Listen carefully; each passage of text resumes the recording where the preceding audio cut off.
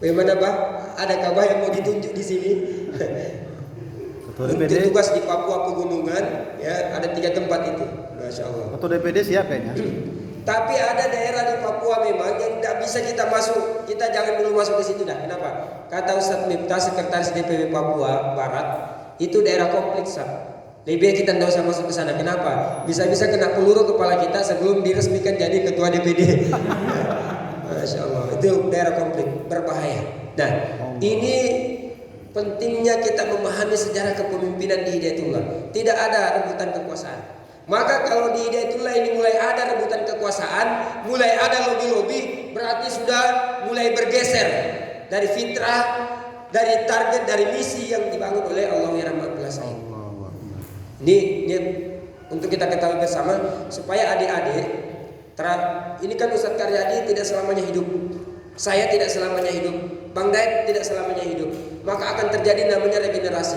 Ketika orang di belakang tidak memahami proses sejarahnya Hidayatullah, maka dia akan kehilangan visi, kehilangan tujuan apa sebenarnya target Hidayatullah itu hadir.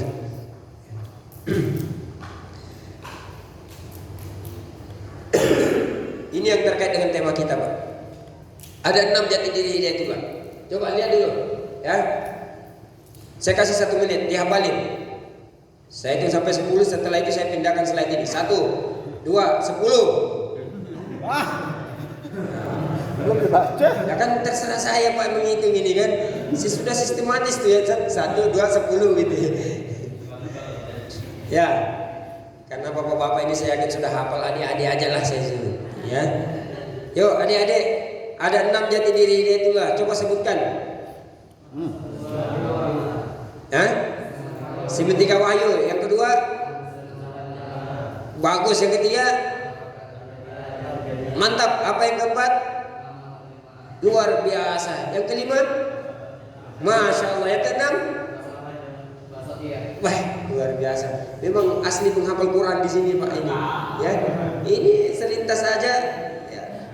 Anak muridnya aja seperti ini. Bagaimana guru-gurunya? Ya Allah. Saya memang menggembirakan di Bagum ini saja. Alhamdulillah.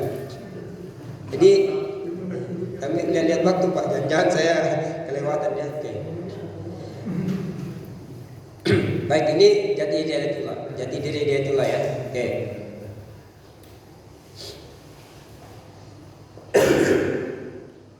Kita mengenal bagaimana sifat Hidayatullah. Dia ini adalah al-haroka al-jihadiyah al-islamiyah. Apa itu al-haroka? Pergerakan, gerakan perjuangan Islam. Kita ini adalah gerakan perjuangan Islam. Bukan sekedar organisasi, mohon maaf sekali lagi, bukan sekedar organisasi, tapi kita ada al-harokah. Dan al-harokahnya itu al-jihadiyah dalam bingkai Islam.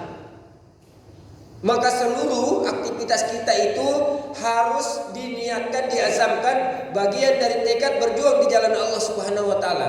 Sehingga hatta menjadi seorang guru Quran sekalipun nilainya itu adalah dalam kerangka jihad. Menjadi seorang kepala kampus sekalipun itu dalam kerangka jihad. Karena apa? Jihad kita dalam satu kepemimpinan. Dan tidak mungkin berjuang sendiri yang namanya Ustadz Sukirno, tidak bisa berjuang sendiri yang namanya Ustadz Furqon. Dan beliau sudah sampaikan tadi, saya tidak bisa melakukan ini sendiri, tapi kita harus lakukan secara berjamaah. Bermain bola, meskipun di situ ada yang namanya Messi, ada yang namanya Ronaldo, ada yang namanya Salah, ada yang namanya Arfan misalnya, dalam satu klub itu, ya, tapi maunya main sendiri-sendiri, ya, maka saya yakin kalah. Meskipun yang dilawan ini santri-santri Bagum 11 orang. Ini al-harakah al-jihadiyah al-islamiyah. Jadi jangan menganggap wah saya ini ditugaskan di sini hanya sebagai bendahara. Kamu jangan melihatnya sebagai bendahara seperti yang ada di organisasi lain atau di institusi lain yang tugasnya itu hanya catat keluar masuk uang, bagi uang dan sebagainya. Ketika tidak ada uang namanya benda mati. Ya, tadinya bendahara, begitu tidak ada uangnya jadi benda mati. Bukan. Ya. Ini bendahara lembaga pergerakan Islam. Maka nilai kebendaharaannya itu adalah dalam rangka jihad fisabilillah. Maka harusnya kalau itu yang tertanam, kita semangat jadi bendahara, Pak. Apalagi silakanlah antum cari tugasnya. Ini sifat yang harus kita pahami. Ya. Nah, apa kata Ustaz Dayat tadi? Kita ini adalah dai dan kita ini adalah guru. Maka mainstream gerakan Hidayatullah itu adalah tarbiyah dan dakwah. Jangan berkembang tarbiyahnya saja, dakwahnya tidak. Jangan berkembang dakwahnya, tarbiyahnya tidak. Tapi realitas yang saya perhatikan hari ini adalah yang paling menonjol sekarang itu adalah tarbiyah, pendidikan. Dakwahnya ini ya belum sejalan, secepat, sekencang tarbiyahnya. Makanya ibarat kita terbang ini berat besar sebelah sayap kita, Pak. Ya, yang satu agak kecil sayapnya, yang satu agak besar. Jadi terbangnya begini terus ini, agak miring-miring nih. Orang Hidayatullah ini agak-agak miring terbangnya karena kuat tarbiyahnya kurang-kurang kuat atau belum sejalan dakwahnya. Makanya ketika tadi dikatakan kita punya rumah Quran, Masya Allah, saya menganggap inilah bagian dari penguatan sayap dakwah kita. Bagaimanapun saja Hidayatullah ini harus dipahami bahwa dia adalah wadah berhimpunnya umat Islam dalam ikatan tauhid. Apa kata-kata Allah ya Rabbul Said tadi? Nih Pak, nih di surat ini dalam ruang lingkup akidah. Ya, ini suratnya ini. Ya. Dalam ruang lingkup akidah 1972. Dek, sudah ada yang lahir 1972? Oh, belum. Orang tuanya masih ikut nikah mubarakah ya. Insyaallah. Nih. Jadi ruang lingkup akidah, ikatan tauhid, Pak. Tidak boleh hanya sekedar ikatan pertemanan, tapi harus dibingkai dengan ikatan tauhid. Maka kalau bentuk ikatan tauhid itu salah satunya maaf ya, bukan karena persaudaraan semata yang diutamakan, ya segolongan, sebangsa, bukan. Tapi dia ini Muslim, itu dulu yang menjadi catatan pertama kita. Yang kedua, Hidayatullah ini berfungsi sebagai wahana dakwah untuk menyebarkan nilai-nilai Islam sebagai rahmat bagi manusia dan seluruh alam. Saya kritik kepada internal Hidayatullah, khususnya beberapa anak muda. Kalau bermain futsal itu belum menyebarkan dakwah. Apa bentuknya? Celananya masih di atas lutut, ya. Ada beberapa itu saya temani main futsal, celananya masih di sini. Dek, batas aurat laki-laki itu di mana? Pusat sampai bawah pusat. Betul, ya. Pusat bawah pusat sampai sini tapi maksudnya. Ya, sini. Jadi nggak boleh ada anak-anak Hidayatullah main futsal kah, main bola kan namanya, celananya di sini. Kenapa? Kita ini adalah wahana dakwah untuk menyebarkan nilai Islam. Apa nilai Islam yang mau kita sebarkan di lapangan sepak bola? Satu, penampilan. Penampilan itu apa? Fisik. Bagaimana penampilan fisiknya? Celananya boleh di sini apa di sini? Di bawah lutut ya. Oke. Jadi nggak boleh lagi ada. Kenapa? Sudah nggak juga jadi pemain terkenal nasional melanggar syariat lagi. Ya. Apa yang mau ditampilkan itu? Iya. Kecuali ya pemain sekelas Muhammad Salah misalnya. Antum lihat pemain badminton si siapa namanya itu? Hasan ya. Hasan itu yang selalu pakai sabun di sini ya. Dia ingin, dia Islam ini enak, indah. Tidak boleh aktivitas kita itu terbatasi hanya karena alasan saya karena beragama Islam jadi saya tidak usah olahraga. Kenapa? Karena olahraga itu pakai celana pendek. Keliru Anda. Dakwah itu harus disampaikan di mana saja, termasuk di kolam renang sekalipun. Sampaikan dakwah. Bagaimana caranya? Performance kita, tampilan kita. Bagaimana tampilan kita? Tampilan kita yang Islami berprestasi. Saya contohkan.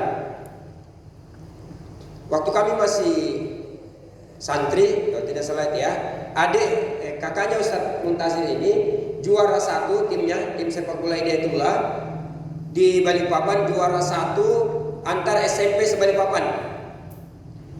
Yang menarik, setiap mereka bertanding selalu banyak penonton.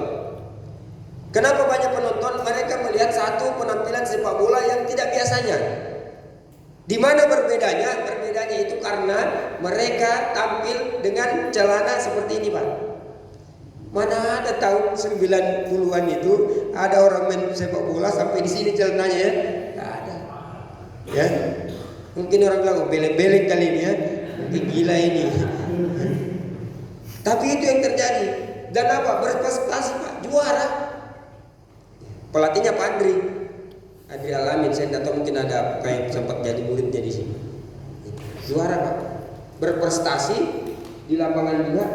Jadi Islami itu bukan nekel orang astagfirullahaladzim, bukan. Ya. Habis nyenggol orang jatuh, nauzubillah misalnya nggak bisa, bukan ya.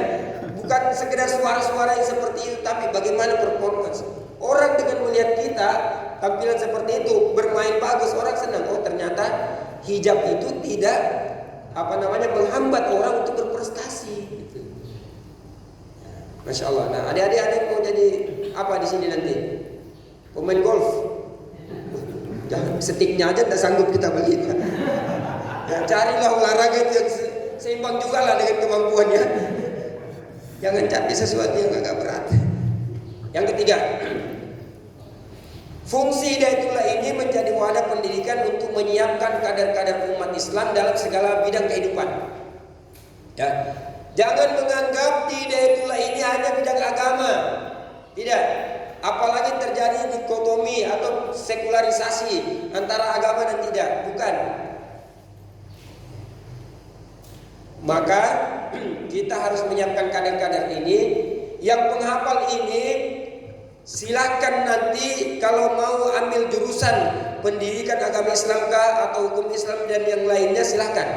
Tapi saya berharap ada juga yang mengambil jurusan komputer misalnya, kimia misalnya, apalagi fisika, matematika misalnya, atau cara merakit apa, silakan ya. Sastra nuklir, ngeri itu. Kok ada sastra? Biasanya kan sastra Inggris, sastra Arab, ini sastra nuklir. Silakan. Kenapa? Karena substansinya adalah kita siapkan pondasinya adik-adik. Dengan hafal Al-Quran ini itu menjadi satu pondasi bagi Anda. Silakan Anda kuliah di bidang apa saja nanti. Yang penting itu dalam kerangka apa? Anda menjadi kader Islam. Karena itu sangat dibutuhkan nanti. Misal dalam 5 tahun ke depan sudah ada yang lulus jadi arsitek, datang kembali ke depan Ustaz, saya ini arsitektur Ustaz, saya ingin membangun kampus ini, gambarnya seperti ini, modelnya seperti ini, ya. Ada Bang Yasin datang setelah 10 tahun kembali ke sini sebagai seorang pengusaha, ya. Mobilnya Mercy, Masya Allah, amin, diaminkan Pak. Iya, kenapa tidak? Itu tidak mustahil kalau Allah berkehendak, ya. Tergantung kita ini siap mental atau tidak. Kenapa terbukti? Ustadz Purkon kan sadar betul, tahu betul. Masjid ini tidak ada kalau kita mau pikir dari modal kita, nggak ada. Tapi kok semuanya ada. Ini menandakan nothing is impossible if you believe in Allah. Nggak ada yang mustahil. Datanglah Bang Yasin. Berapa kebutuhannya saat untuk membangun pesantren ini? Keluarkan cek. Masya Allah. Ya. Oh, memang ini kelihatan kayak olo-olo Pak ya. Tapi saya sudah melihat banyak sekali terjadi seperti itu. Ya, ada namanya Ustadz Salam, sudah meninggal ya, sudah meninggal. Angkatan pertama seangkatan dengan Ustadz Nasirul Haq. Ya, santri dulu. Ternyata dia belakangan jadi pengusaha. Masya Allah ya. Hidayatullah mau silat naskah munasab itu, mau pasang pabrik. Dia bikin pabrik-pabrik di sampingnya Pak. Coba ini ya. Sudah jadi pengusaha. Ustaz, jadi kita ini tidak harus jurusan agama semua. Agama itu meliputi semuanya. Termasuk di bidang teknologi, di bidang farmasi, di bidang kedokteran. Ya. Bahkan beberapa perguruan tinggi favorit itu mensyaratkan kalau mau diterima langsung di tempat itu minimal hafal 15 juz, minimal hafal 30 juz. Anda punya modal.